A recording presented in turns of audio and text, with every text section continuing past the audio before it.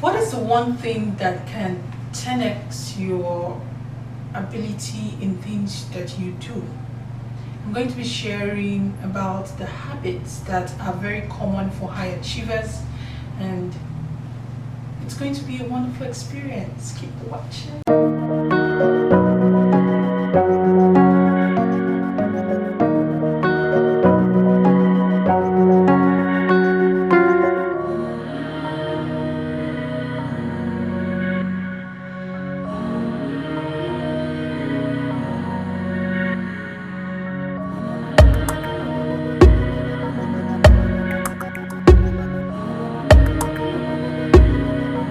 Hi, my name is Uba, and I am the host of the Repositioning Podcast. From today onwards and for the next few weeks, I'm going to be sharing common habits of a high achiever. And I have gotten this courtesy of the author of Rich Habits, Tom Foley. And today we are talking about consistency. Consistency is one of the habits of a high achiever. Before we talk about consistency, who is a high achiever? Somebody who is disciplined, somebody who is ambitious, somebody who is interested in becoming a better version of herself or himself. So what is consistency? Why is it supposed to be a common habit among high achievers? So basically, consistency is developing tiny empowering habits. They don't have to be big, they don't have to be glamorous, they just have to be empowering, they just have to be something that you are doing daily. These tiny empowering habits that you can focus on every day, and it will be able to help you focus on your top priorities and your goals. So the idea is that you are having that ability to focus, you're having that ability to stay accountable every day without excuses, without complaining. That is what consistency is about. It's focusing on the present moment. While having in mind the long-term perspective of what that daily habit or daily focus or daily task is going to bring you to long-term. So the first thing we want to ask ourselves is, why do people struggle with consistency if it's just simply doing something every day? Why do people struggle with staying consistent with something? I have an example, because I remember one time I had a friend who had come to me and say she's trying to read, she's trying to get herself to finish a book, and she cannot. She's finding it difficult to read even as much as a page every day. She finds it difficult. And I was just trying to make her understand that it's not about having a lot of pages, covering a lot of pages in a day. It's about deciding that I'm going to cover at least a paragraph. Let's assume you're the kind of person who have a hard time reading. You don't want to immediately start to read voluminous books. You don't want to immediately start to read books that are very high up there, and then they say, this is what you should do, this is how you should read, or these are the books you should be reading. No, that's not how you start. You will quickly stop. The enthusiasm, the energy will come up at that first time, but once you drop that book, to pick it up will be a problem for you. So it's not about covering a lot of pages at once. My advice for her was to read at least a page, at least a paragraph.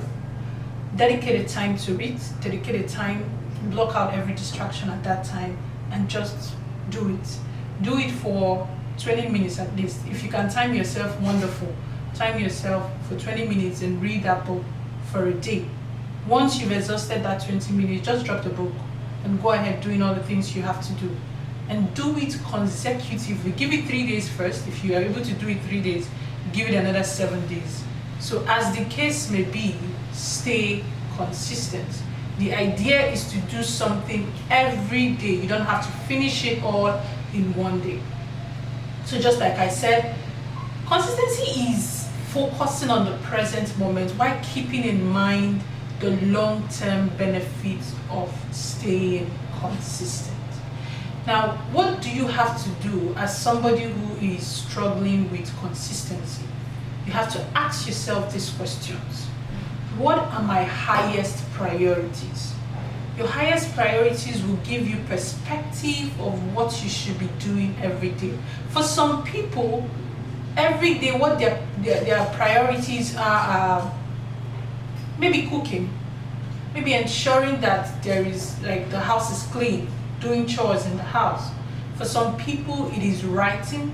For some people their highest priorities is becoming a well-known designer, becoming a well-known and well-skilled photographer, becoming a well-skilled person in their career or field, as the case may be. So what you should be asking yourself, after being aware of these highest priorities, do they align with my values? Do they align with my passion? Do they align with my purpose? If they do not, you need to realign those priorities. All right. Next thing you have to ask yourself is, what is the plan to dedicate time for these priorities? I mean, if they are my priorities, I should create time for them, right? Yeah. So what's my plan to create a time, or devote a time for these priorities? So when you have a time scheduled for these things that you consider important, make sure you follow through. Third question you should ask yourself is, when I'm doing these things, when I'm concentrating on these things, what is my plan to ensure that I'm not being distracted, I'm not being sidetracked? The things that will inevitably distract me from doing those things, what's my plan for those things? How do I intend to get rid of them? So these are the questions you should ask yourself. The overall goal of consistency is to develop a routine. When you develop a routine, it will help you to learn, it will help you to grow, it will help you to modify a lot of things in your life that you thought that you were incapable of doing. A lot of things in your life you think that, oh, I can't do this, I can't do that, I can't write, I can't do this, whatever the thing is. By the time you develop a consistent way of doing something, at the end of the day, give it 1 month, give it 2 months, and then you'll be a whole lot better than the first day you started. So that's the point of consistency, guys, and I hope you enjoyed, or you thoroughly enjoyed this session. Thank you for watching. Don't forget to subscribe. Click on the subscribe button, click on the notification bell so that you get notified when a video drops. Thank you for watching. Bye.